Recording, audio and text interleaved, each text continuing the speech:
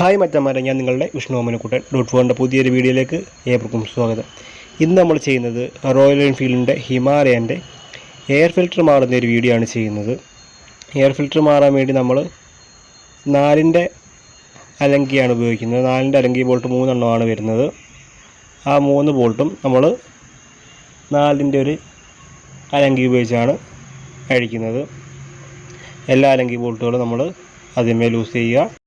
പെട്ടെന്ന് സ്ലിപ്പായി പോകാൻ ചാൻസുള്ള ബോൾട്ടുകളാണ്. അതുകൊണ്ട് നല്ല അലങ്കി ഉപയോഗിച്ച് തന്നെ മാക്സിമം ഈ ബോൾട്ടുകൾ അഴിക്കാൻ നോക്കണം. അല്ലെങ്കിൽ പെട്ടെന്ന് സ്ലിപ്പായി പോകാൻ ചാൻസ് കൂടുതലാണ്.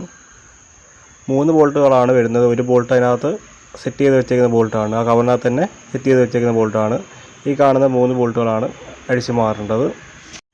ബോൾട്ട് അഴിച്ചതിന് ശേഷം ആ കവർ നമ്മൾ പതുക്കെ ഊരിയെടുക്കുക. ചെറിയൊരു ബുഷ് വരുന്നുണ്ട്. ആ ബുഷിനകത്തോട്ട് ആണ് ഈ കയറ്റി വെക്കുന്നത്, ഈ ഒരു കവർ കയറ്റി വെക്കുന്നത്. അതിനുശേഷം സ്റ്റാറിൻ്റെ ബോൾട്ട് ഇതാണ്, സ്ക്രൂ ആണ് വരുന്നത്. ഒരു സ്റ്റാറിൻ്റെ സ്ക്രൂ ഡ്രൈവർ ഉപയോഗിച്ച് 3 സ്ക്രൂകളും അടിച്ചു മാറ്റിയാണ് നമ്മൾ ചെയ്യുന്നത്.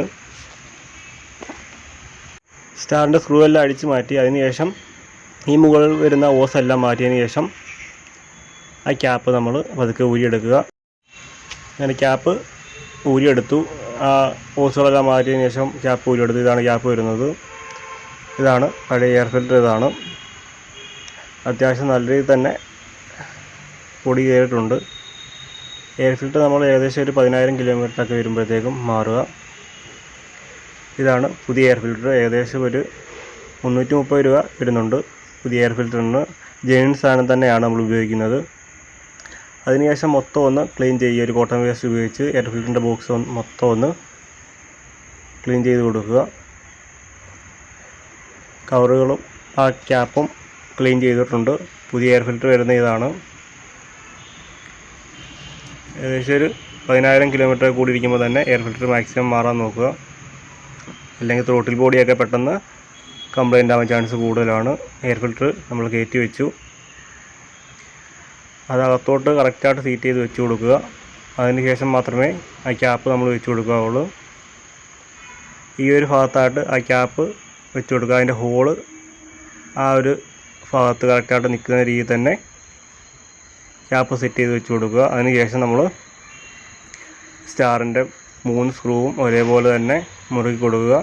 ത്രെഡൊന്നും പോകാതെ തന്നെ അത് കറക്റ്റായിട്ട് തന്നെ പിടിപ്പിക്കുക. സ്റ്റാറിൻ്റെ സ്ക്രൂ ഡ്രൈവർ ഉപയോഗിച്ച് ആ സ്ക്രൂ എല്ലാം മുറുക്കി കൊടുത്തതിന് ശേഷം നമ്മൾ ആ ഓസെല്ലാം പിടിച്ച് കറക്റ്റായിട്ട് തന്നെ വെച്ച് കൊടുക്കുക. ആ 2 ഓസുകളും സെറ്റ് ചെയ്യാൻ വേണ്ടി അതിനകത്ത് 2 ഗ്രൂ കൊടുത്തേപ്പുണ്ട്. ആ ഗ്രൂവിനകത്തോട്ട് നമ്മൾ ആ ഓസ് കറക്റ്റായിട്ട് തന്നെ സെറ്റ് ചെയ്ത് വെച്ചിട്ടുണ്ട്. അതിനുശേഷം നമ്മൾ കവർ സെറ്റ് ചെയ്യാൻ പോവുകയാണ്. ആ ബുഷിനകത്തോട്ട് കറക്റ്റ് ആ കവർ കയറ്റിയിടുക.